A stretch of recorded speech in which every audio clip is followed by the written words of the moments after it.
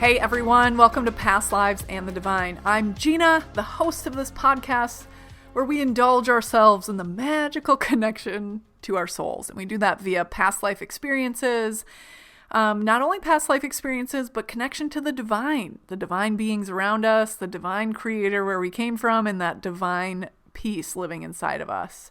So I love this conversation, as you know, and when I relive or re-experience a past life for the sake of a podcast episode, I get all that healing and entertainment all over again and a little bit more, which is pretty cool on my end. So happy to do it. Thank you so much for listening.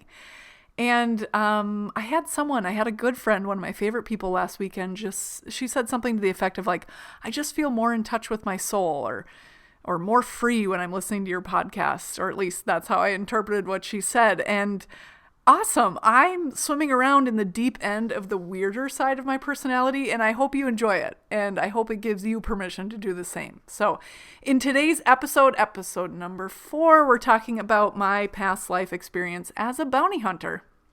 My intention, why I saw that life, my goals for that session, and the little extra bonus healing that I got in terms of self-hatred and my rage. So you'll get an inside track on that. So trigger warning, this episode contains some information about kids being harmed. It's pretty PG. We breeze over it pretty quickly. There's not a ton of details around it, but just a heads up. And it also contains this life ends in a suicide. So if any of those are triggering for you and you do not want to participate, I give you a heads up, and you can click the 30-second forward button on your phone or wherever you listen to this. And then that way you can skip it. So I think you're really going to enjoy this episode. If you're interested in learning, how do we reconcile from seeing a past life where we did something and it's so awful, it's something we'd never do in this life. So that, along with other lessons and experiences and takeaways from that past life experience. All right, before we dive into that today, next week's podcast, we're talking about a past life where I met one of my 3 spirit guides. One of my 3 spirit guides that I know of. I think I just have 3 right now, but it's kind of like number 3 in the lineup, or I should say she's the 3rd one that I met. So make sure to look out for that in about 2 weeks. I release these every other week. And if you don't want to look out for it, you can always just subscribe. If you go to pastlivesandthedivine.com/subscribe and send in your email address, I will deliver the heads up that it has been published right to your email. And that's always a really good place. If you have questions, you can always listen to it and then just hit reply to that email and tell me what you thought about it. Ask some questions. So that is a benefit of being on that email list. Another thing about being on that email list, I'm going to be putting together an episode in the future that includes listener questions for past clients of mine. So here's your action item. If you're a past client and would be open to having your voice on the podcast answering a couple questions, let me know. And you can do that via email if you're subscribed at pastlivesandthedivine.com/subscribe. Enter your email address so you can get directions for how to participate. And if you're a listener with questions for past clients, get on the email list so you can submit those questions easily when I call for them very soon, because I'll be calling for them kind of formally. Over email is where I will let you know about that. So get on that email list to be a part of these episodes, because while I love chatting, this is not about me. I really want this to be a conversation. And guess what? There needs to be at least 2 people for a conversation. And you, my dear, seem like a really great person that I would love to have this conversation with. Okay. Are you ready? Gather around the fire. Let's zoom into the details of the life that I experienced as a bounty hunter. Here we go.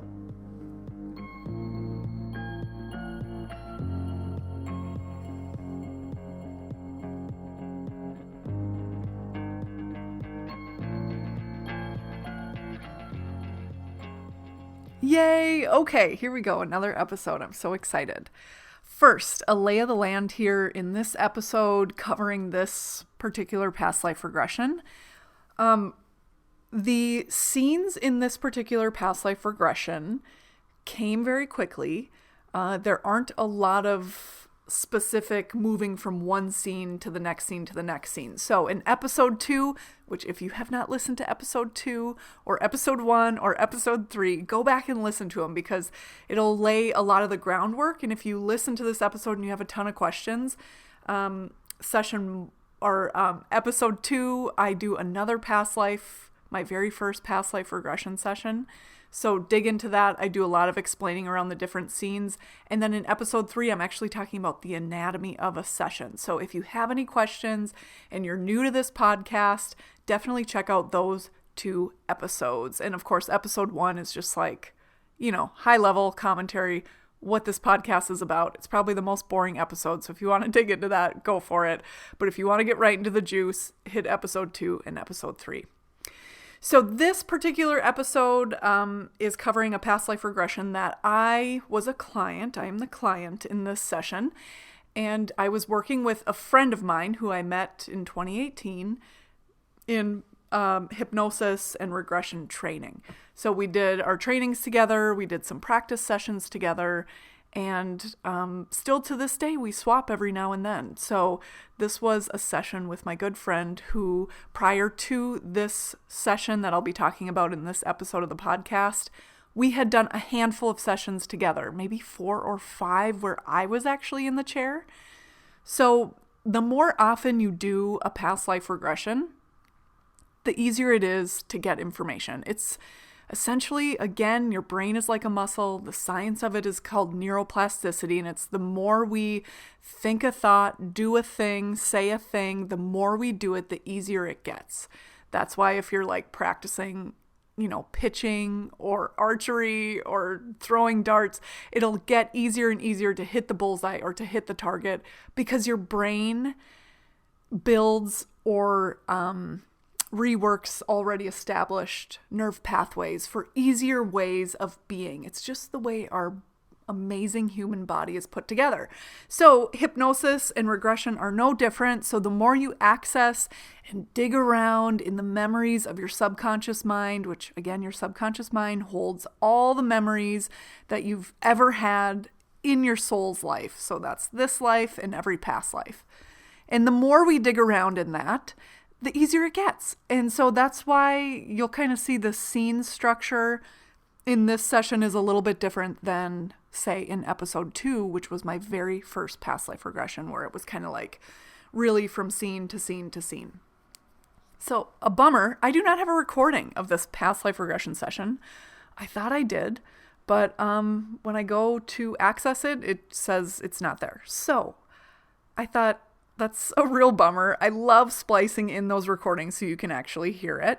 But I thought, you know what, this will be a good experiment, a good test to see, what it's like when I reminisce with clips from past life regression sessions and without. And then you all can tell me if you prefer one style over the other. Let's take this as a little experiment. So like I said, this past life regression session went a little bit quicker because I was used to going into my subconscious mind and grabbing that information and giving it out. So there was a lot less specific scenes that we were hopping to and from and all around. But we did have that. Okay, so going into the session, of course, every session you have an intention or a goal for the experience that you want to see. And that's a way to state it to the facilitator. It's a way to state it to the client's subconscious mind.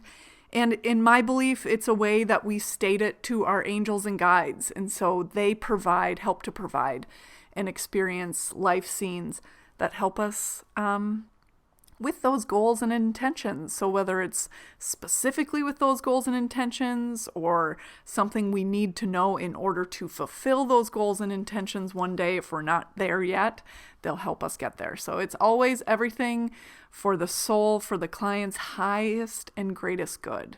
Everything for their highest and greatest good. And the intention is there to help guide the session for the facilitator, for the client, and again, for the angels, the spirit guides, everyone around us who is there for our greatest good and our well-being.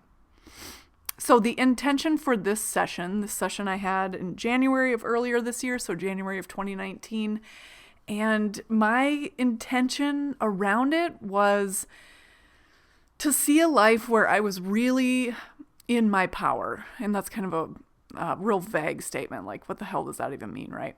So for me personally, what I meant by that was I want to see a life where I was being led by my intuition, where following my intuition was just like a natural instinct. And one where I had success because of it. I chose this intention because it was at this time that I was building my business, in quotes, building my business from a point of view of like, I want to come at this business that I have of facilitating past life regression sessions and helping people have these experiences where they can access their soul's knowing, their spirit guides, past life scenes. And I didn't want to do it in the same way that I had done my wellness consulting career that I had closed up at the beginning of 2018. And so it was like, I didn't know. I am an empath. It's easy for me to walk into a room and be like, who do you need me to be? And then I'm just that person. And oftentimes that is a way that I personally give away a lot of power, is like, instead of me just showing up as me and letting people have their own reactions to it, I was always just life circumstances growing up. It served me better to figure out what people needed and then be that person to keep the peace, to survive, to maintain my sanity. Regardless, those are the tools I was coming to adulthood with. And that is very much how I ran my wellness consulting company. And it led to money and opportunities. I mean, I was in no way super rich or anything like that, but I had enough money. I was paying my bills and I had my own company and I would get my own clients. But when you're living your life from a space where you're showing up and being what people need you to be, so you can be successful in this environment of capitalism and making the money, essentially what you're doing is not listening to your soul, not listening to your own desires. And it's essentially what it came down to was like, I'm doing this for the money. And even though at the beginning and through, the majority of my wellness career, I really cared about wellness and people's wellness, it really morphed into a career that I didn't enjoy the work that I was doing because I was just doing what everyone wanted me to do. And that worked because I got money from that. But it did not lead to my sanity or my true soul happiness. And that's a way to really condense down and high level why I got out of wellness. But the point being, my intention for this session was to see a life where I was like living in my power, following my intuition and being successful because of it, was because that was something I wanted. I wanted that ability. And I felt like I was so far removed from it because my entire life was actually about heading in the opposite direction and following what other people wanted, that it was hard for me to believe or know how to do that, how to live in a way where I'm following my own tuition, my own soul's calling. What does that feel like? What does that look like? I know I have it in me. But when do I know I'm making a decision because of my intuition? Or when do I know I'm making this decision because someone else wants me to? Or I think I'm going to get money out of this decision. And that was very confusing to me at the time. And it's still, to be honest, it's still something I'm working through. But after having this past life regression and a couple other ones, I've gotten a lot more clear on that. And so when people are like, if someone asks you, do you want to do this? And if it's not a hell yes, don't do it. I had a hard time being like, well, I don't know if it's a hell yes or a no. I'm an introvert. So, I'd rather be at home alone, but maybe this is a good idea. And so really figuring out, like, on a soul level, being able to decipher, this is really what's good for me, or this would be good for other people, but I don't have to do it.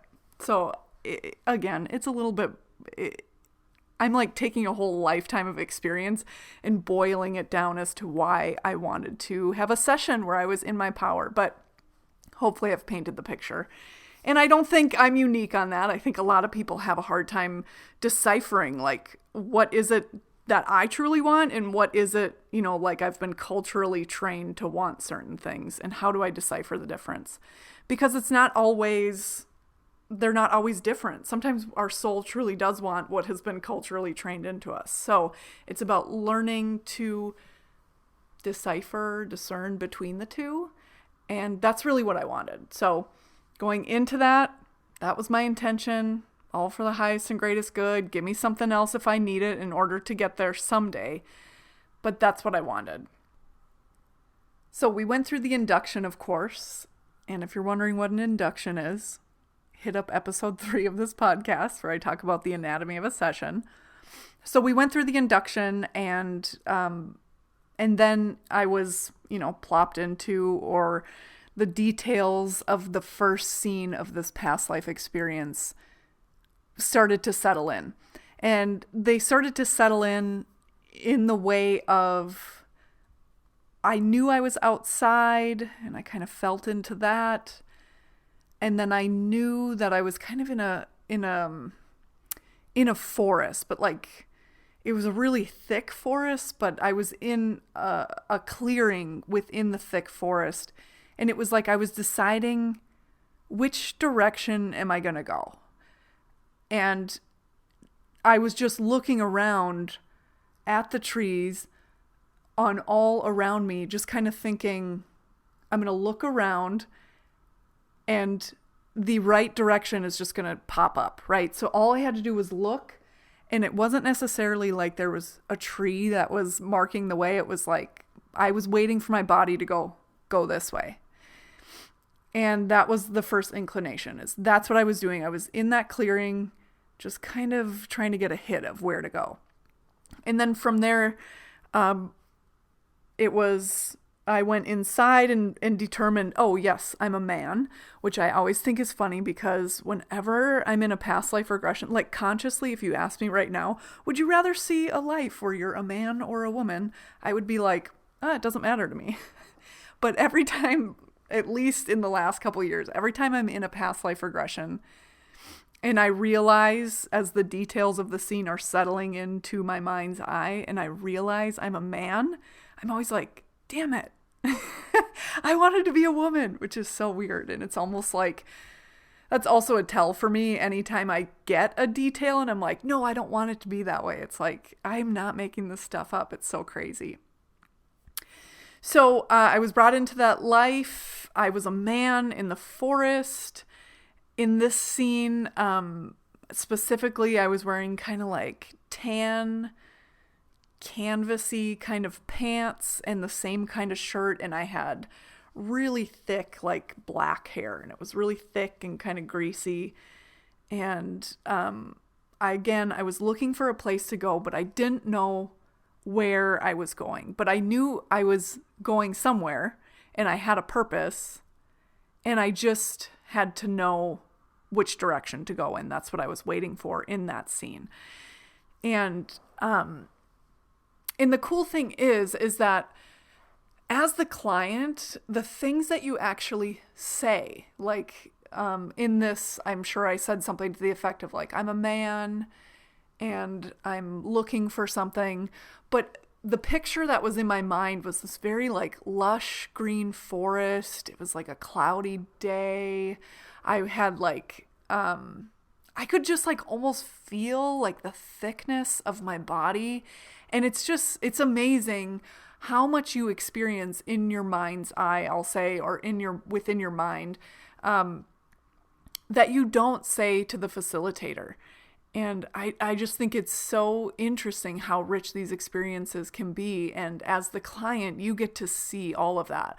In my training, rule of thumb was like, as the facilitator, your client is giving you about 10% of the details, the characteristics of the scene, of what's going on. They're giving you about 10% via the question or the answers to the questions that the facilitator is asking, which I just think is so cool. A little side note about this. I was at an event that I led with a friend last Friday, and there was some yoga and some group hypnosis. It was just like such a cool setting and such a great group of women.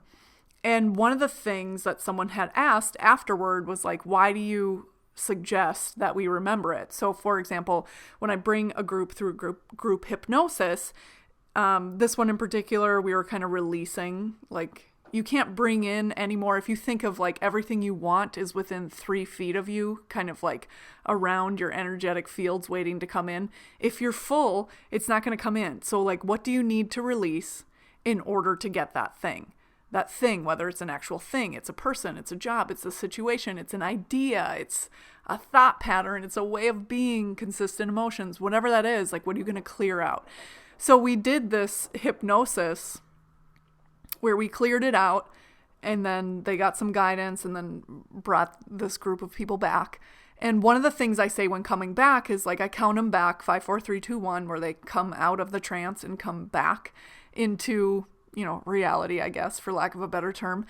And one of the things that I say is like, you'll remember everything that you've experienced. And so one of the women in the class said, why do you say you'll remember everything in the experience? And I thought it was just such an interesting question that I had never gotten before.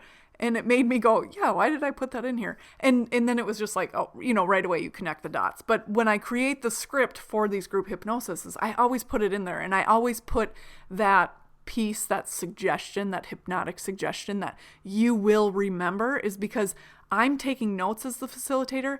I'm recording the session. You're going to get the notes. You're going to get the session recording. But know that in those notes and in those session recordings are probably about 10% of what you actually experienced. And so knowing, to have that hypnotic suggestion of, and you will remember all of these details, is important, I believe. And it's just like, after you listen to this podcast episode, you will say, you know what? This is what she talked about. These are things I remember. This was kind of the scope of the entire episode, but you probably won't be able to remember every single word I said, every single pause, every single detail of every single scene that I'm explaining. And a past life regression is the same, where it's like, you remember it all, but you maybe don't remember specific details. And so me taking notes, you listening to the recording, can help to open your mind back up to those details if you were to, say, listen to that recording or look at those notes months or years later. Then your mind is just more willing and more open to bring even more details from that session back to your conscious mind, if it has just been kind of tucked away in your subconscious mind and you thought you forgot. Okay, back to the opening scene. So I was there, I had a purpose, I was a man, I knew I was looking for something. And so feeling into that, letting the details come in, slowly it came in that I was looking for a person or people. I didn't know if I was looking for one person or like a couple people. And after feeling around in that scene for a while, I realized that this was actually my job. My job in that life was to look for people. People specifically who had committed crimes. So and I was being hired by the group or the organization that was in control. So I think this lifetime happened in Europe somewhere, and I don't recall the year specifically, but for whatever reason, like 1500s is sticking out in my mind. But there was a group of people in control. I hesitate to call them the government. I don't think that's what they were called back then. I am not a history buff, but that's how they operated on some level, right? Not as sophisticated or organized, but wherever I was, the group or the people who held the power, they had hired me to find people. So these were people who had broken the law. Now, that said, there was a feeling in my knowing in that life that while this group, this government, what I'll call it now, but lack of a better term, was seemingly bringing the law and order, they also, oftentimes had an agenda that wasn't really in alignment with any sort of integrity.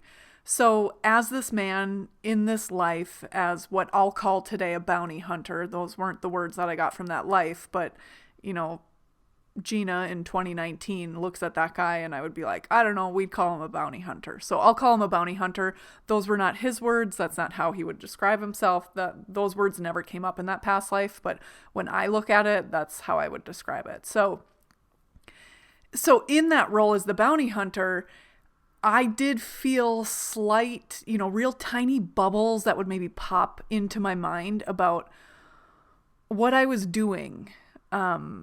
Was I doing something that was really good, or was I doing something that wasn't good? And a little bit of maybe more doubt that I was doing something that was as good as I thought it was. I never felt guilty about what I was doing, this bounty hunter role, but just knowing that justice didn't always necessarily happen and that people usually got killed, that sometimes I might be looking for a person or people who were charged with a crime or suspected of committing a crime, but maybe the powers that be, kind of that government entity, they weren't totally rigorous in making sure these people that I found were actually guilty or not. So what I will say too, the words crime, conviction, guilty, punishment, or any words like that those words aren't words that he used to describe what was going on. From my perspective, that's how I describe it. But for some reason, when I say those things, it doesn't feel like the right description. So this is also why the remember, like the hypnotic suggestion to remember, comes into play, because the words and ideas aren't always something we know right now. But we struggle through it by making comparisons to our world today. So it's like if you were from the 1500s and you were plopped into 2019 in today's world, you'd see computers and cars and iPhones, but you wouldn't really know the language to use for them that would easily describe it. And that's what I struggled with here, was like, yes, crime, conviction, guilty, punishment, bounty hunter. These are all words I would use to describe it. These are not the words that he uses to describe it. And I don't know why I feel so passionately about it, but I got to say it. So that's what I mean. Okay, so again, while looking for these people in this past life, I had this inkling, like very small, quiet inkling, that the person that I'm looking for at times may be wrongfully punished or wrongfully accused, and that sometimes I might be looking for people or a person who were charged with a crime or suspected of committing a crime, but maybe the powers that be weren't really rigorous in making sure these people that I found were actually guilty or not. Sometimes there would be another motive, like, I'm not so sure about this crime, but we all know this person did this other thing, so we'll punish them for this instead because it looks like maybe they could have done it. And while this thought rarely, this kind of self-doubt of like, how much good am I really doing? Am I causing more harm? And while this thought rarely made it to the front of my mind in that life, in the trance experience, this past life, and taking inventory of his thoughts and emotions, I could feel it was there. And if this thought bubbled up to the surface of his thoughts, thoughts bubbling up along the lines of like, I'm being hired to find people and sometimes they get punished, sometimes not. Sometimes it's right, sometimes it's not. Right away, the thoughts that would come in from the conscious mind or the ego would be like, that's not my job. My job is to find these people. I'm not in charge of whether they're guilty or not. I have no idea who these people are. But at the same time, I'm leading this search for these people with my intuition. It is all intuitively led. Again, those are my words, Jina 2019. These are not his words at all. He would not use that word. And he's a very gruff man in his 40s, dirty, gruff person hunter.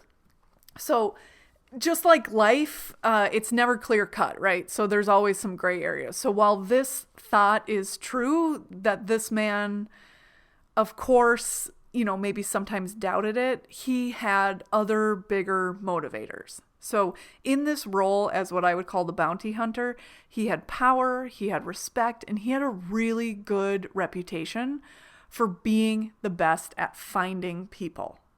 And that is really what he hung his life on. That's what he hung, what's the term? Like he hung his hat on that. Like that was everything to him. Like, his reputation was everything to him. And to the point where at this point in his life, he was in his 40s, but he started doing this work, this bounty hunter work, I think like late teens, 16, 17 sticks out in my mind. And at this point in his life, he worked alone. When he was younger, he'd work with people, but he found that they would really just kind of get in the way, or he wouldn't have as clear of intuition or as clear of thoughts and intuitive hits if someone was with him. It's like he would have to intellectually kind of battle their thoughts, their emotions, their assumptions to get what he needed to get done, to get access to his own intuition. And he would doubt his intuition a lot. One thing I'll say here is when you're actually in trance, so common misconception about trance or hypnosis or past life regression is that you go into trance and you like don't have any control and you can't remember what happened when you came out of it, and you're really, vulnerable. You don't have any control. And yes, that does happen. There's some types of people where that happens. There's like stage hypnosis where that happens. I'm not interested in that. I'm not trained in that. I don't understand what that is. But what I will say is, for the type of hypnosis that I've undergone and regression that I've undergone and the sessions that I facilitate, people remember and they are conscious during it. What's different is your senses are heightened. So for example, I have this knowing about being this man in this past life where my knowing, being in trance and having my senses, which includes your sixth sense, kind of that multi-sensory part of you that is not the five senses that science bases itself on today, but this multi-sensory part of you is also heightened. So even though from his perspective, it was like, I do better when I work alone, in trance, I can see the reason he does better when he works alone is because he's not intellectually battling his partner's thoughts, emotions, instincts, right or wrong. He's not battling that to try to decipher what are his, what are not his, what's his ego kind of being like, no, partner, you're not right. I am. I'm better at this than you are. And so for him, working alone, like, made things quieter and clearer, which means he could do the job a lot quicker and get paid a lot quicker and get on to the next job a lot quicker. So for him, working alone was just so much smoother and easier. So in his 40s, he had been working alone and was always working and spent his life alone, essentially. And so he had this amazing ability to just tap into that intuition and just go with it. He wasn't thinking, I gotta meditate and see what bubbles up to the surface and see how it feels. It was just, again, like he was standing in that clearing in the forest, looking around, just waiting for his body essentially to like push him in the right direction. And he wasn't asking, like, is this right? Why do I think this is right? Has science proven that this is right? What are the indicators that tell me that this is right? And it was so interesting to feel that in my own body. Again, your senses are totally heightened. So to feel that sense of power and that feeling of intuition in my own body, because I was like totally in his body and mind, right?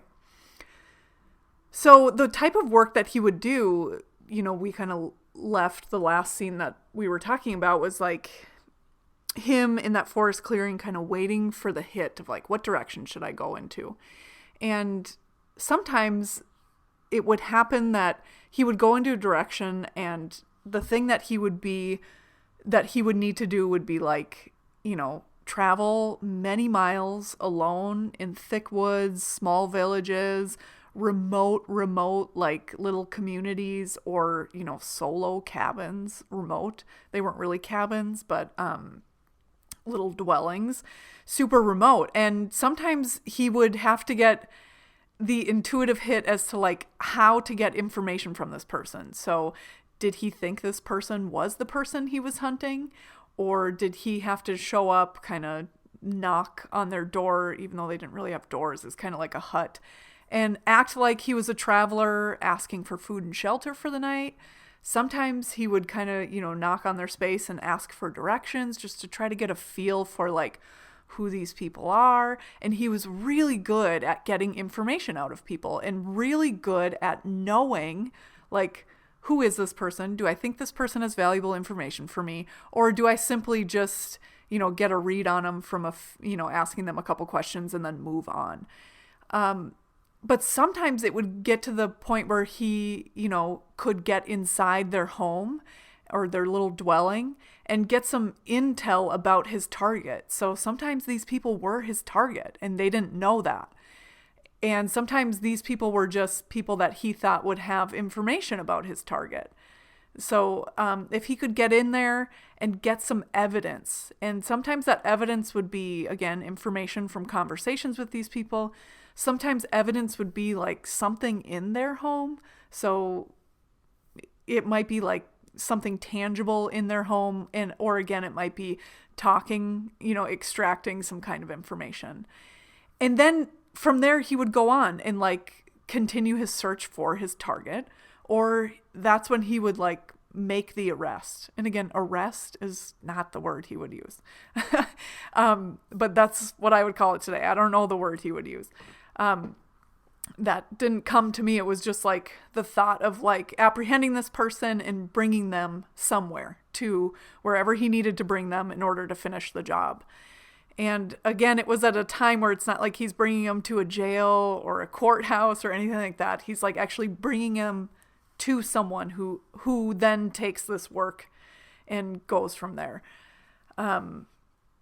So those were kind of all the scenes that just dropped in. And again, the more often you do a regression, the easier it is for you to navigate that regression without so much work from the facilitator. So, and then from there, intuition is like the ability to sing. Like we all have the ability. Some people, it comes easier than others.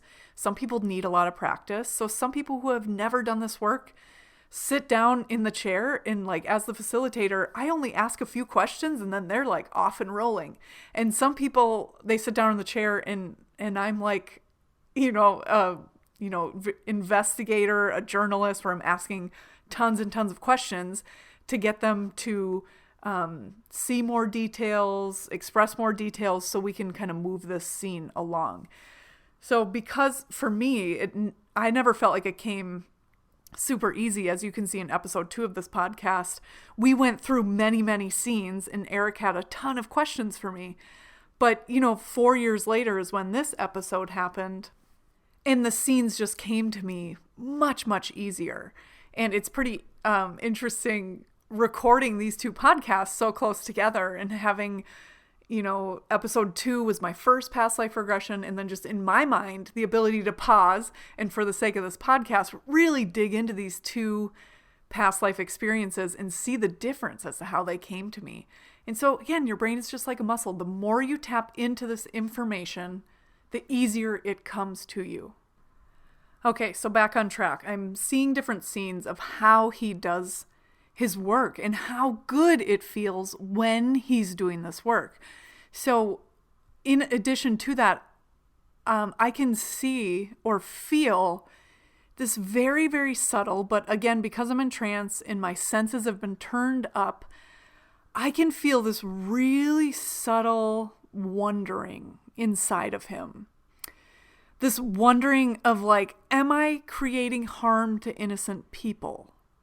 As he continues to do his work year after year after year, he maybe hears some things through the grapevine. He makes it a point to focus on the work, focus on the hunt, and not focus on, okay, I caught them, and what were they being charged for, and were they proven guilty, or were they punished? Were they innocent? Did they get away? He didn't want to concern himself with any of that. And he justified it kind of like in his conscious mind by saying, this is the work I'm hired to do. And I'm so good at this work and I need to do this work. And look at all this power I have. And this feels really good. And there's nothing else I want to do. I don't have any family. This is my thing. Like this is what makes me want to live.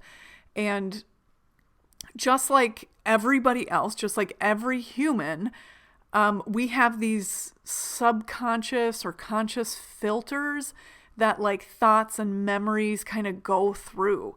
And these filters kind of set up our life, right? And they protect our ego sometimes.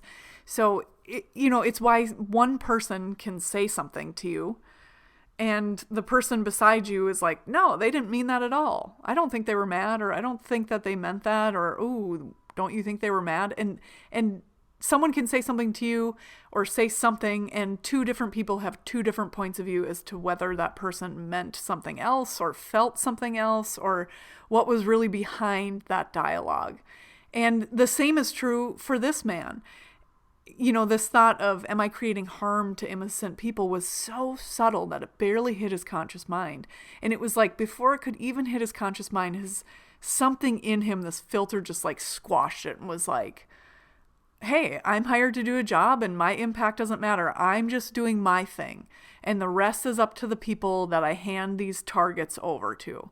And his ego, again, was very involved. He liked this position of respect and power that he had. And people knew that he was the best. People feared him. People revered him. And he never failed at a hunt. He always found who he was supposed to be looking for. He loved this power, but he also loved to be in that position where he was actually looking for someone. And he would look for someone and he would get the target, turn him in, and go right to the next job. Like his whole life was this work.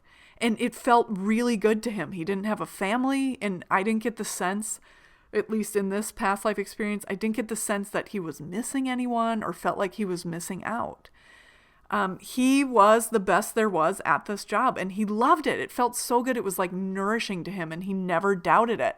So because it was so important to him, when these little like doubts kind of started to bubble up, it was like that mental filter just squashed him down and was like, nope, that's none of my business. I don't pay attention to what happens to these people after I catch them and turn them in. And he had been doing this forever. He had been doing it for over 30 years. So he not only loved the power, but he liked the hunt. And when I zoom in on that, what he liked about the hunt is what people describe as like flow or being, aligned. That's essentially what it was. He felt so powerful. He was, quote, in his power. Yes, because the people who hired him always had a job and always had appreciation for him and sought him out and would wait until he was done with one job so they could hire him again and not necessarily just hire the first person that came. He had appreciation and respect of people in really high places. And the act of looking and following his instincts and trying to locate people and then locating these people, or locating people who he could get information from, who would lead him to those people, knowing how to handle these people who would kind of push him down the right path, asking the right questions, having the right reaction, showing up with the right energy that was welcoming and open. The entire journey to capture a target made him feel alive and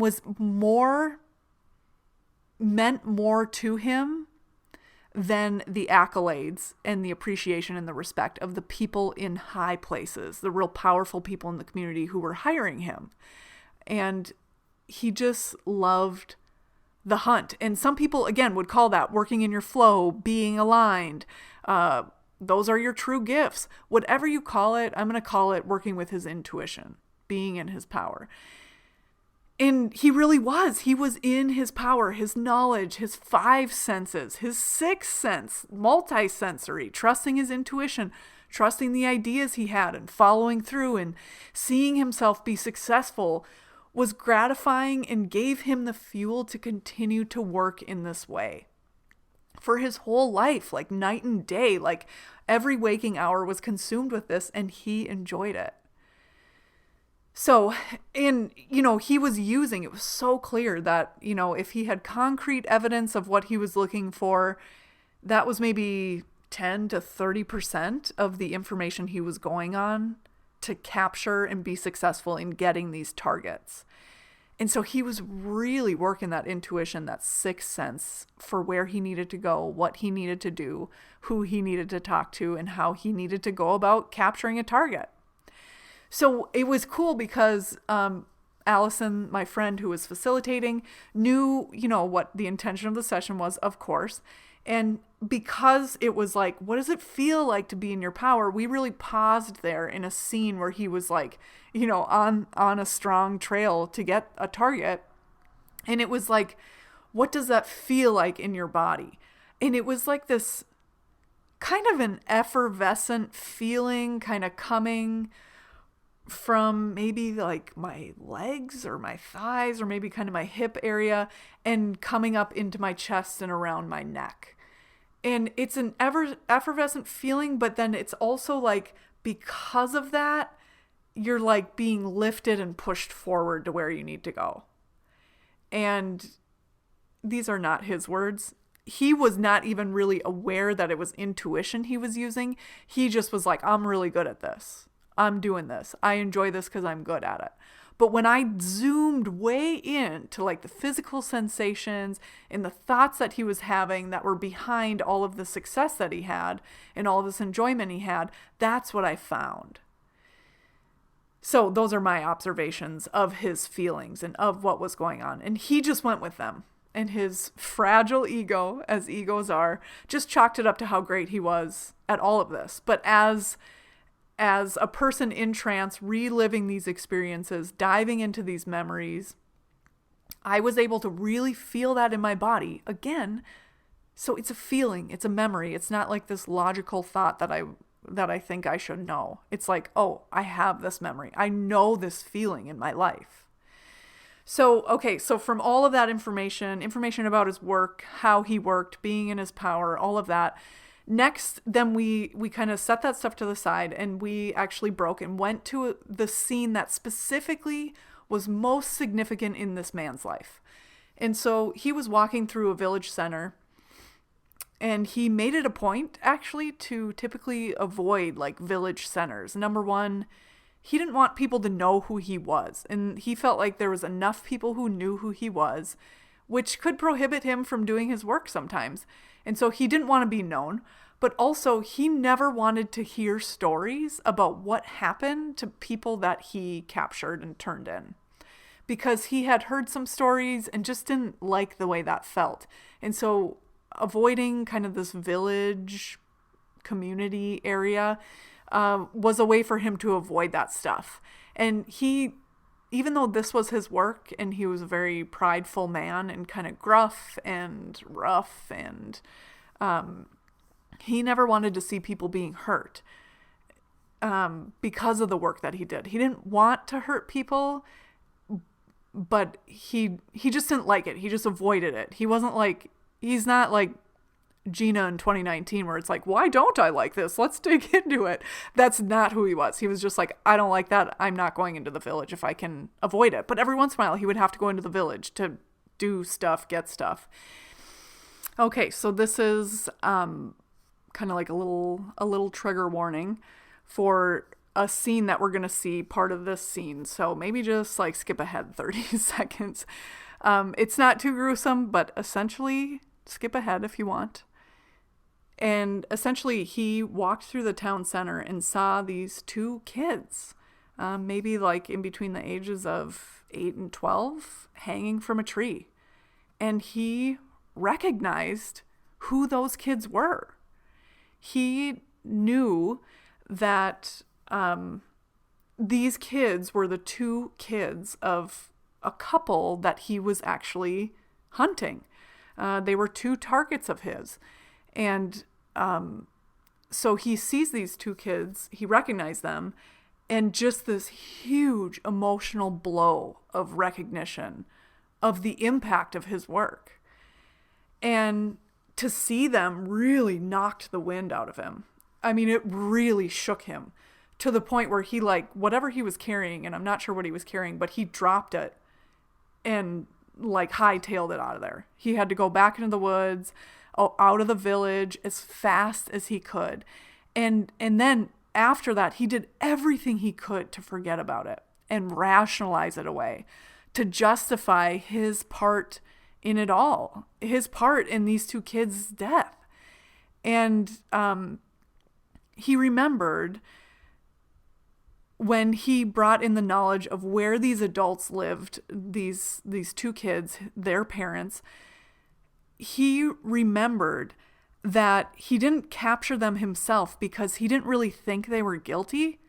And because when he found them, he had been spying on them, had enough intel to know these are the two people they're looking for. And he kind of had an inkling like, I feel like they're not guilty, but they're, maybe ruffling some political feathers and we need to get rid of them. And then the people in power hired this bounty hunter to go get them. And he, again, was very intuitive. This was not his words, but he had just this really strong inkling to the fact of like, I'm not going to bring in these two adults, but I got to do my job. I got to maintain my reputation. And so when he was kind of spying on these two adults, saw that they had two kids, he just would like kind of rationalize it. Like it wouldn't have worked for him to have brought in all four of these people by himself. And so he went and told the powers that be where this family lived, where these parents lived. And he did that because he could easily rationalize it with, hey, 4 against 1, not very smart. And he didn't think that these people were guilty. He kept that detail to himself. And that's all I know. But this thought of 4 against 1 and they're not guilty. So he gave vague directions to where they were, where they lived, and never thought of it again until he saw these two kids. And he just tried to scrub it out of his mind. And they were kids, but they were like in between the ages, around 10, where it's like they're kids. This is not right.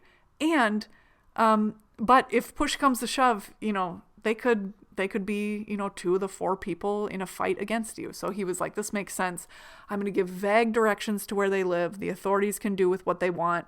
He puts it out of his mind, comes back, sees these two kids, and knows that he's responsible for their death and is totally shook. So he goes back, does everything in his power to forget what happened.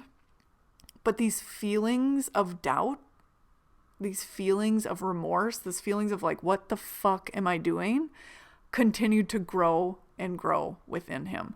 And he continues to do his work for some time. I don't know how long, the time frame, not really sure of. But these feelings of doubt, of remorse, of regret, of this is not right, they continue to grow and grow to the point where he almost couldn't do anything but question his work when he was doing it. And the thought of quitting was not something that he could do. He thought, if I quit, this is all I have. This is all I have. It is my joy. It is my reputation. It is my entire life. He had that respect. He had that power. And he didn't want to lose it. He didn't want to lose the joy of the hunt and the power he felt. But eventually these feelings got too loud for him to handle. And it's a foggy memory, but somehow he heard of or someone told him of a similar situation where a family that included kids was harmed because of the work that he did. And, and it just shook him. I mean, even more. It was like pouring gasoline on a fire. And so next, I went to a scene, the final scenes of his life, kind of within hours of his death. And he was essentially what I would call having like a mental breakdown in the forest near where he lived, but it was a wooded area, a different wooded area. It was not the opening scene. Very small clearing, lot of really tall trees. It was a sunny day, but you couldn't even really tell it was sunny because there was so many trees. And he was just like rageful, like punching the air, punching the ground, punching trees, pulling on his hair, crying, raging, yelling, and just filled with like unbelievable self-hatred and the knowing that he did more harm than good in his life. Most likely. That was his belief. And he couldn't deny it anymore. And the feelings of self-hatred and rage that came with that overpowered him. And with that, it was just like the negative self-talk and just the worst things you could say to yourself. He was saying to himself, and it was, along the lines of like, of course you're good at something that shouldn't even be a thing.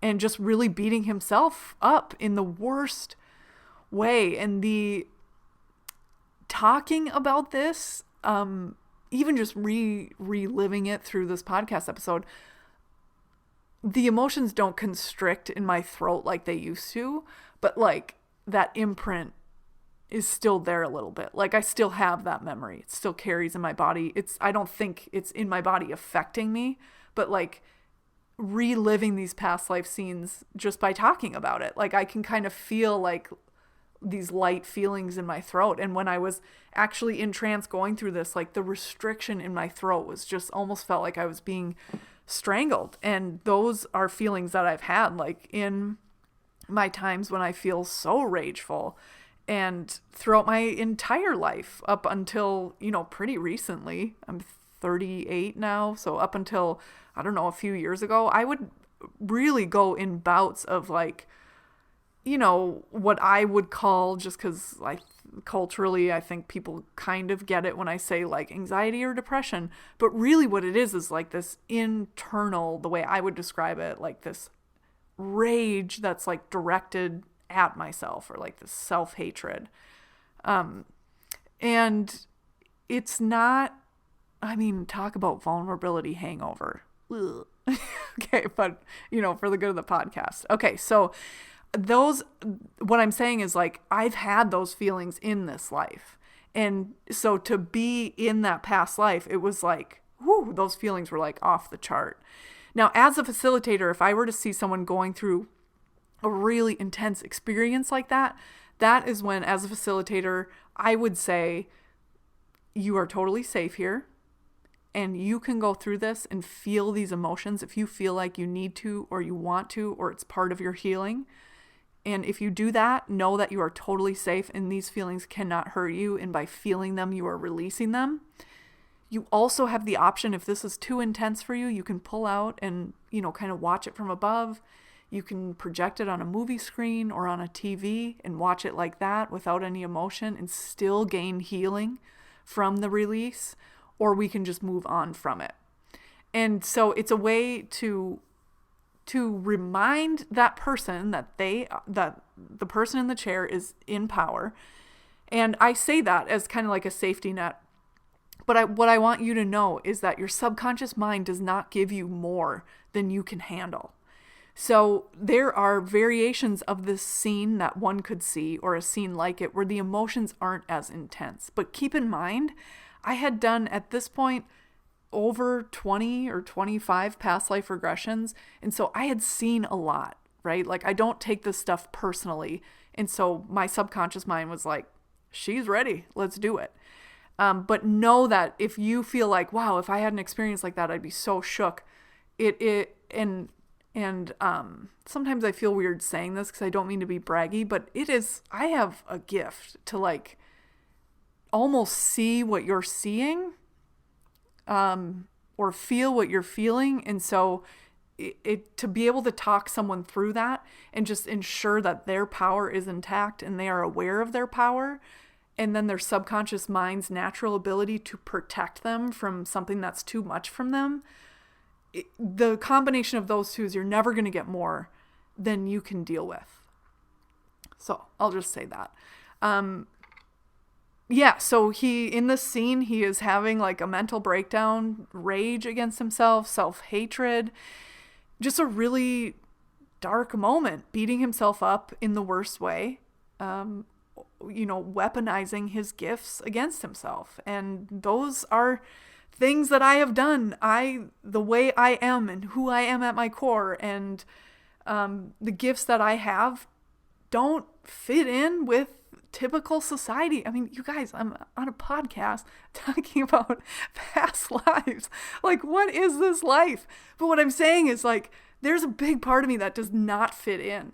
And it is not unheard of in my past. And I am growing out of this. And if I have a bad couple hours now, that's what it is, as opposed to a bad couple weeks. Like I used to go into these episodes where I would just be so filled with self-hate for weeks. And now it's like, oh, I have these thoughts. I'm aware I'm having these thoughts, and I can heal from them, move on from them in a couple hours. So it's not as detrimental as it used to be, not as life-altering as it used to be. But I do share that with this man. Yes, I'm not a bounty hunter. No, I'm not responsible for people's deaths that I know of, I guess. But this thought of like weaponizing your gifts against yourself is something I am real familiar with. Weaponizing your gifts against yourself, that self-hatred, that rage. And this scene was really intense, but it is stuff that I've felt before on different levels. And then another trigger warning coming onto the death scene, which includes suicide. So if you want to hit forward 30 seconds. And it's after this breakdown, he becomes so fed up that he gets a rope and hangs himself.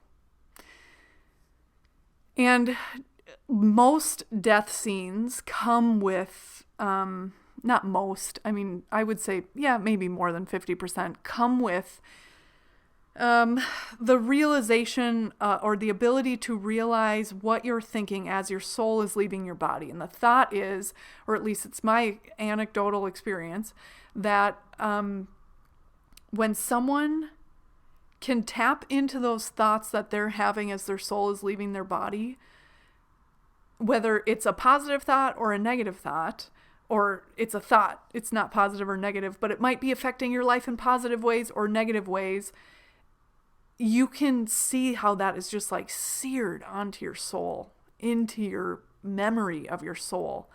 And sometimes it can become a tenet in which we live our life by. And maybe it's not like, oh, this is one of my values and you're totally conscious of it. But for example, the thoughts leaving his mind is, as he was leaving his body, was, I'm not a good person. I deserve the worst. And even when I'm good at something, it doesn't matter. It doesn't help. And those, maybe not those exact words, but the essence of those words are things that I feel on my worst days on earth, in this life as Jina.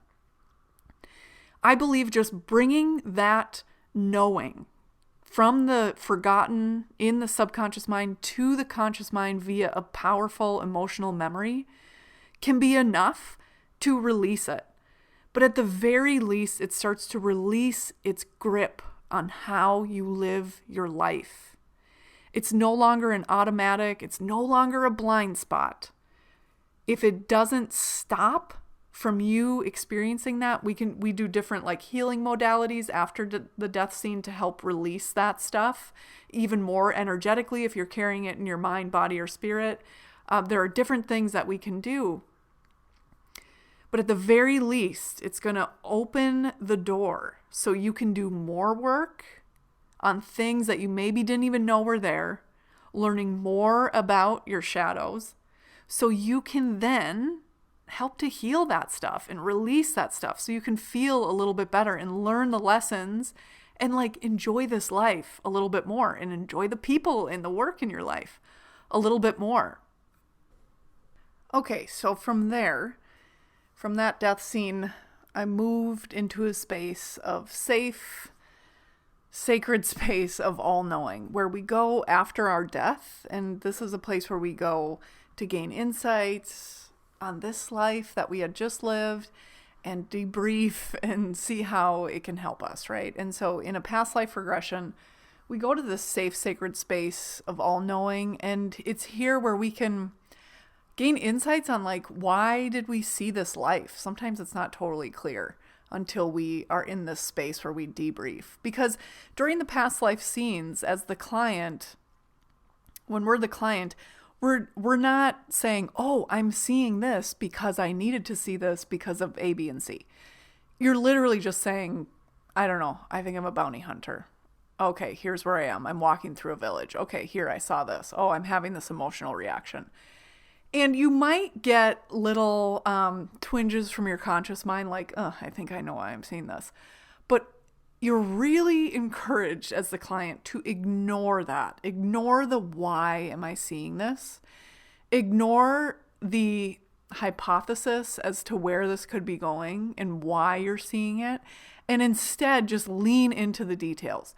Knowing that after that death scene or after the past life scenes and you're in this space of all knowing, all of this stuff will be made really clear. And it's then that you can really kind of dive into the why and the debrief and figuring out the lessons from that life. And that's where you do it, in this space. So the question I always ask as the facilitator, and I always want the facilitator to ask me, is why did I see this past life? Even if it seems totally clear why I saw it, I want to know if there's another reason. Because here's the thing, like, and I've said this before on this podcast, but life is not one-dimensional, right? Like, you're probably doing something while you're listening to this podcast, but you're not just doing that thing and you're not just listening to this podcast. You are carrying like the emotions and maybe thoughts that are on the back burner from earlier today or yesterday or last week, or maybe you're kind of future tripping about what's going to happen later or whatever. Like, it's more than just this one thing that you're doing or this one thing that you're listening to. We kind of are layered in what's going on in our minds. Like, our minds have the ability to hold a lot at one time. And it's not great for focus or efficiency, but it is how it is. And that is just how we are. So in this space, I like to make it real clear, like, why did we see this past life?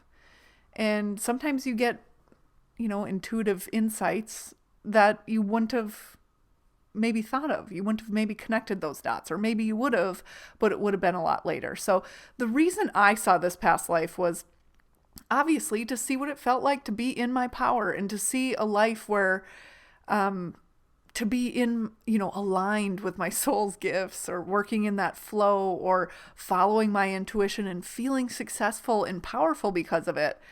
That was really important for me to see and experience. And I think about that part of this life that I saw of this man, this bounty hunter, a lot. And also to see a life where my sins were greater than this life as Jina.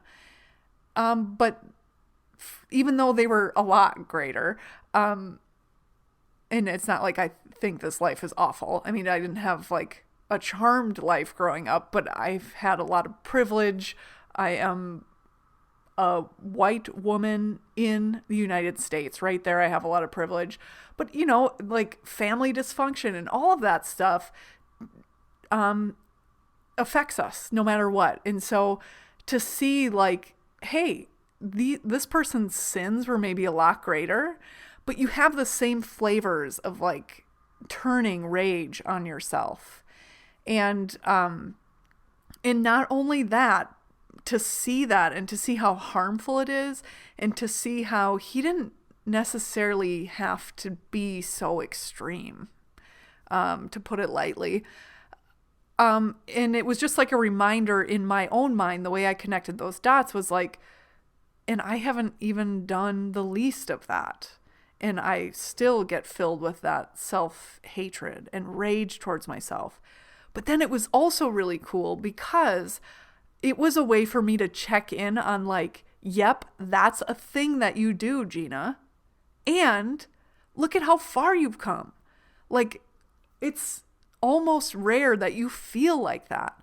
And that used to almost be a way of life for me, like in and out of those bouts. And, whether it was like just beating myself up for something I said earlier in the day, or to spend, weeks in this space of like hating myself and thinking I'm a failure and what am I even doing on this earth? But now, after years of like specifically dealing with this shit and like opening the closet, seeing all the skeletons and dragons and monsters and getting my eyebrows singed, And then now it's like being able to say, hey, look at how far you've come. So it was a past life where it was like, yes, you're going to see a life where you were in your power, in your intuition, moving forward, and how great that felt and how powerful you felt, not necessarily because of the accolades and what other people thought, but more importantly, how great it felt in the work. And then it was like, oh, and by the way, acknowledge how far you've come. And with the self-hatred and the rage, acknowledge how far you have come. You've done a lot of work, and also get real familiar with that kind of pit in your life, because when it shows up again, you'll be even more familiar with it. You can stop it even quicker, do some healing, shift your train of thought, or if you are legitimately, it's something that you should feel bad about, like feel bad about it, make amends, move on. So it was just a way to like get real familiar with like that shadow side of my personality and how that rears its head in my life today. So I can help myself. And I thought that was really cool and unexpected. So if you suffer from similar thoughts like that, you know how it is, right? Like we kind of get in these bouts, whether it's just like doubting yourself later on in the day, or you're living in it for a few weeks or a few months, or some people go through this stuff for years. If you don't suffer from bouts of like negative thoughts or depression or anxiety or self-hatred or that type of thinking, yes, of course, I know all the reasons I don't like myself on a bad day are not worth the self-hatred or shame and the fucking number it does on my chi, my life force, my adrenal glands. But it's like being pulled into a tide. And with all of the layers I peel off, with all of the shadow work that I do, it's much easier to swim out of that tide now than it's ever been. And I don't spend a lot of time there, and I can like feel it pulling. I know the things that can help push me into that tide, and I try to avoid them or fix them or heal them or go about it in a more, in a way that's more kind to myself. Also, I want to say, this goes without saying, but anything I say about healing on this podcast, none of this is to say that, come to me, I can heal you. You are the leader in finding the right salve to heal the trauma and the drama and the wounds in your life. Not only in this life, but in past lives, if you believe that. You have the power to know the help you need and to get it. So whether it's from a therapist, a psychiatrist, a medical doctor, a freaking shaman, a long or short-term stint with pharmaceuticals, or something else, I'm not prescribing. I'm simply explaining this portion of my experience on Earth in this body as Jina. Okay? So help yourself, love. Even taking action, even if it's like, I don't know if this is the right action, sometimes even just taking the action can help, right? Like say you hear about a great therapist and you want to see them, but they have a 6-month wait list. Well, get on their schedule. Maybe try some other ones in the meantime or whatever it is. But like sometimes we just need options and we just need to hear about other people dealing with similar shit and what they did to give us ideas. So trust your intuitive hits to help yourself and be kind to yourself. So that's what I'll say about that, all right?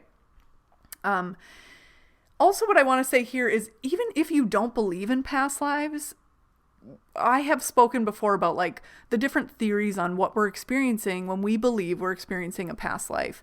And one of the thoughts is that your subconscious mind is sending forth a metaphor, an experience to help you with this thing in your life that you're dealing with, that you want help with, that you want insight on.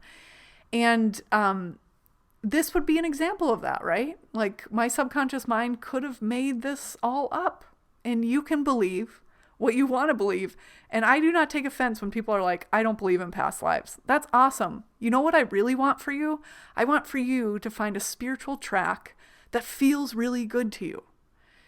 I think it's pretty human nature to want to evolve spiritually. So if you can do that in a way that is inclusive and loving and kind to others and to yourself, that is what I want for you. So if you hear this and you're like, I'm grooving on it, but I don't think past lives exist, then maybe you go, hey, to me, this is all just a metaphor put forth by the subconscious mind. Or maybe you're like, hey, My creator is putting this story in my mind so I can help heal. Whatever it is for you, a metaphor from your subconscious mind, an actual past life, are you digging around in other people's past lives in the Akashic records? It is totally up to you. What I do know is that people get healing when they move through these experiences. And it has been the biggest help for me. And this past life was so huge because it was like what I absolutely want, living in my power. What does that feel like? I'm felt at the time so unfamiliar with it. And I can say now, 6-8 months out, I feel like I'm more in that every day. And it's such a cool feeling. And I hope to grow more and more into that every single day. And then just getting that feedback on like, oh yeah, I do suffer with that, like self-hatred towards myself and rage towards myself. And not only to say, yep, here's a clear-cut example of it, watch out for it, but also, hey, acknowledge how far you've come. Like, to me, that's super kind. And that's what I want to be to myself on this path in life. All right. So another reason I saw this past life was to see his point of view, the bounty hunter's point of view, on letting the impact of your work speak for itself. So even though the impact of his work was not great, and it was eventually his undoing, the snippet of his life where he focused on the work and how much he liked the work and doing the work, and he wasn't ever boasting about his work or telling everybody they needed to hire him. He never talked about it as like, these are my gifts and I'm so good at this and I can get shit done and you need to, follow my way and let me lead this group. He just did the work and let the people who needed him or wanted him come to him. And he just let the work speak for itself. He showed up, he enjoyed the work, he moved on. He showed up, he enjoyed the work, he moved on. And even though, again, the impact of his work was ultimately his undoing, that snippet of his life where he was just enjoying the work is something I also needed to hear. I think it's easy in work like this where you're like, talking about your own path, clearly I have a passion for it, right? Like, I'm like, oh, this seems fucked up about myself. I'm going to lean into it and see what's going on and dissect it and how can I feel better and all of this stuff. Naturally, like, I want to help other people do that too. But that is not my path. Like, my path might be to learn and be like, hey, y'all, you want to come down this path? This is kind of what it's like. But my path is not your path. My path has nothing to do with your healing. Just like my healing doesn't have anything to do with your path unless we're learning from each other. Unless we're like in a healthful, non-attached, loving way supporting each other. But I can't hinge my happiness on someone else's success, someone else's willingness to do exactly what I did and get the same or better results. And that is something that I work to let go of. It is a practice for me. It's getting easier every day, just like a practice does. But that was cool, being able to see that and to have that called out in that space of all knowing, to be like, letting the impact of your work speak for itself. In this safe space, the facilitator, Allison, and I also did some modalities, some healing methods where we took the physical residues, the emotional residues, spiritual residues from that life as that bounty hunter. And if they were still in my body, that rage, self-hatred, maybe some anxiety, and to move it out of my body. And so I had a lot like stored in my neck kind of, and in my shoulders and my arms. And then we just worked to move it out of me. So there are many different ways to do it. But I believe, if I remember correctly, I did a lot of times for me, like envisioning these residues as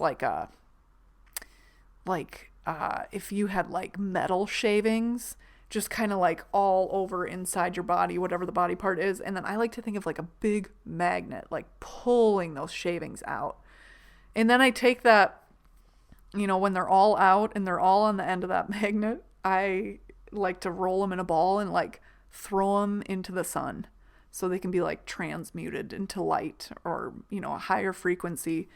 And so that way, like, working on my shadows not only helps me, but hopefully, if if my spiritual assumptions about what's going on beyond are correct, then I'm like adding in more positive than negative.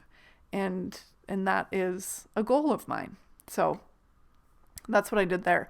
So what's cool is like when you take those physical residues out of your body mentally, in your mind's eye, a lot of times when we hold this energetic memory, and it can be stored in our DNA, it can be stored in our cells, and when we hold that trauma, whether it's from this life or past lives, in our body, it can influence the mind whether we know it's happening or not, right? So like for me to be, if I'm feeling rageful, like mentally, if I'm like in it right away, it might have been signaled from the body before I even knew it. So a lot of times people think like our brain is like in control, it's the hub. And I do believe that it has a lot of control, but I do believe that our whole body and our brain are like antennas, like sending signals to and from each other, picking up signals from other people, picking up signals from things we can't see. And so to have this emotional residue, physical residue, spiritual residue living in our body, whether it's our physical body or energetic or in our mind, it can be triggered a lot easier because there's a lot more to be twanged. So by pulling it out of your body, by using your mind, and this is something you could do in meditation, it can, it's just less of an antenna that's like pulling in reasons to feel rageful or self-hatred, and you're just getting more of that out, as opposed to carrying it around, waiting for something to be triggered, and then that sends a immediate invisible signal to your brain, and now all of a sudden you're triggered and you're like, what's wrong? And then you're like, why am I hulking out? I'm so pissed. And I think letting that stuff go not only helps us physically, mentally, spiritually to feel better in the moment, but it also helps from being triggered so much in the future. So that's what I'll say about that, is that kind of releasing or healing that energetic wounding that lives in our body, just so we're less triggered in the future. Something you can take away from that is if you feel like you are like, yeah, when I feel, insert emotion you wouldn't rather feel, maybe you get quiet and you feel it somewhere in your body, know that you don't have to, you can, and you're more than welcome to go through a past life regression session or emotional healing hypnosis session. Know that you can do this on your own. So you could like do it in meditation, get in your intuition, which seems a lot like imagination sometimes, but like, where do I feel this in my body? How can I get it out of my body?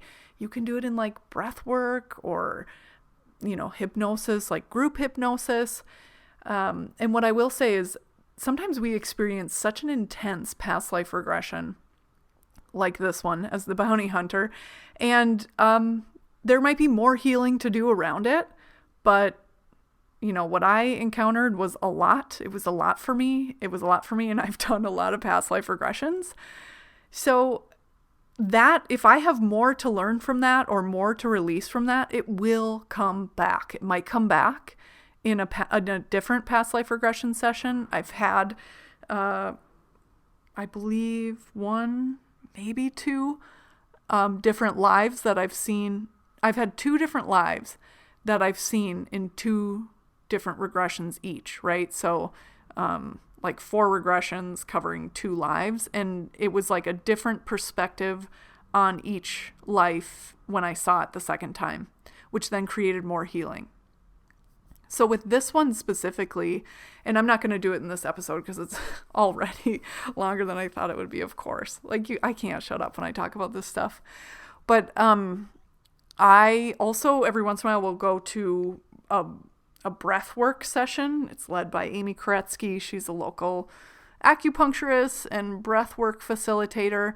And it's during those breathwork sessions where I have accessed more healing from different past life scenes.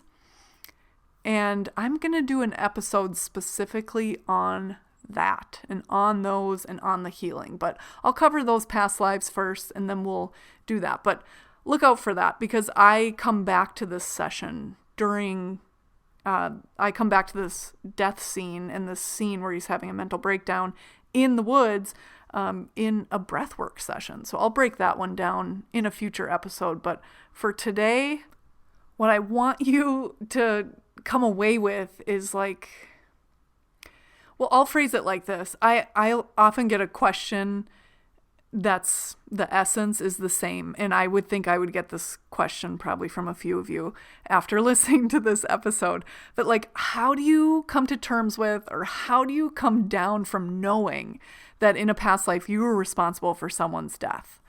And so in light of that, if you have that question, if you've had a similar question about like, how do you reconcile with like, if you've done shitty things in the past, know that this was, I don't know, like I had 20 or 25 regressions, probably like 25 before this one. So again, like I mentioned earlier in the episode, my subconscious mind knew I could handle this, right? I had had plenty of experience and it's not something that I was going to take personal. It's not something I was going to come away with more trauma and baggage, right? So using that as a reminder that life on earth is really all about making mistakes, learning from those mistakes, forgiving yourself, and using that wisdom to do better next time. And that's it. It's not about, knowingly doing something wrong so you can forgive yourself later. It's about doing the best you can with what you know now. And then when you know better, you do better. And I think that's actually like an Oprah quote or something. Someone says that, when you know better, do better. Maybe it's Maya Angelou.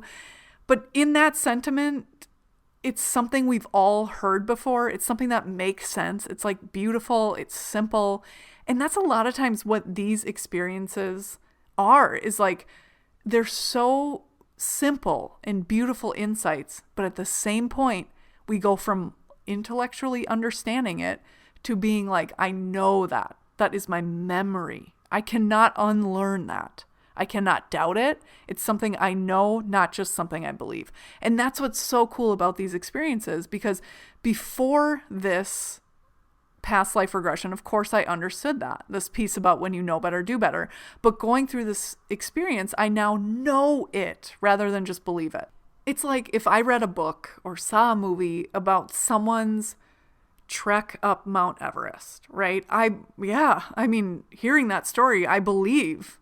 And knowing what I know about Mount Everest, I believe that would be so difficult.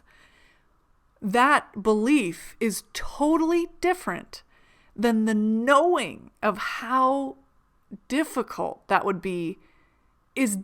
That belief of me, like I read a story, I believe it'd be difficult, between that and I've actually almost died on Mount Everest. I know how difficult it is. Like the belief is different than the knowing. And I would say that for me, if I were to really distill down, like one of the big benefits of a past life regression, of, this safe space of spiritual guidance, accessing your higher self, accessing your spirit guides, and all of the wisdom that comes from those, that is the biggest one, is like taking these simple, almost cliche things in life, like love is all that matters, and when you know better, do better, and all that stuff, treat yourself well. That is so powerful, because when you believe it, you can logically get it, and you hope to live like that, right? But when you know it, it's like you can't help but live that way. And if you step out of line with that tenet, you feel it, you know it, you make amends, you move on. And I believe that is the stuff that has changed my life. All right, that is our episode from today. If you liked this episode, could I ask you a favor? Could I? My favorite part of these conversations is the actual conversation. And in order to have a conversation, you need at least 2 people. So I want to know what you thought about it. And you're probably sitting there going, yeah, but she doesn't want to know what I thought about it. I want to know what you thought about it. Like, did this create more questions in your mind? Did this bring up something in your own life that you'd like to share with someone? I'd love to hear what you thought about this. So let me know. And a really good way to let me know is to go to pastlivesandthedivine.com/subscribe and get on that email list. And when you get an email from me, you can always just hit reply and let me know what you thought of it, right? I want to know your questions, all of it. You can also do that. You can also be a part of the conversation. Go over to Instagram, and you can find me at pastlives.tourguide and let me know what you thought of it there. Send me a direct message, comment, whatever you want. This podcast is a joy for me to do, and I love talking about it with you. And thank you so much for listening and so much for being a part of the conversation. I really appreciate it. And if you were like, oh, I love this so much, how could I help? Well, thanks for asking. If you want to help, you can always go to iTunes or wherever you listen and give it a 5-star review. Maybe if your fingertips are feeling froggy, you could actually type one sentence or a few words about what you actually liked about it.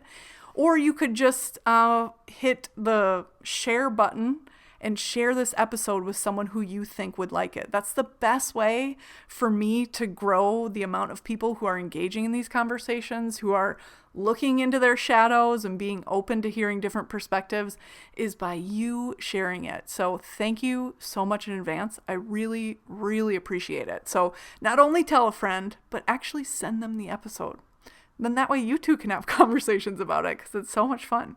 Okay, like everything, take anything from this episode that makes you feel better and just leave the rest that makes you go, what? Or I don't agree with that.